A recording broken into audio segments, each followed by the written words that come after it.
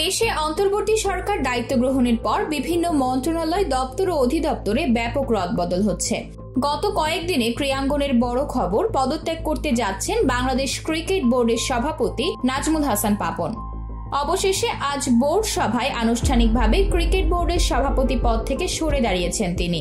ক্রীড়া মন্ত্রণালয়ের সচিবালয়ের কনফারেন্স কক্ষে শুরু হওয়া বিসিবির জরুরি সভা থেকেই মিলেছে পাপনের পদত্যাগের খবর।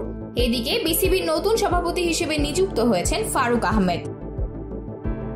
5 আগস্ট সরকার পতনের পর থেকে গা ঢাকা দিয়েছেন পাপন, যার নেপথ্যে অবশ্য তার আরেক পরিচয় সংসদ সদস্য ও সাবেক ক্রীড়ামন্ত্রীর দায়িত্ব নিয়ে রাজনীতির অঙ্গনকে ঘিরে।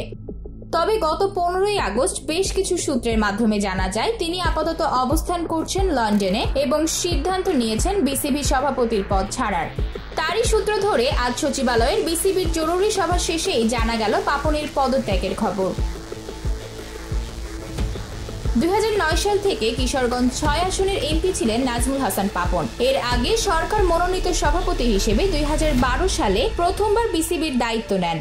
2013 সালের পর 2017 ও 21 সালে টানা 3 বার নির্বাচিত সভাপতি হিসেবে দায়িত্ব পালন করছেন পাপন।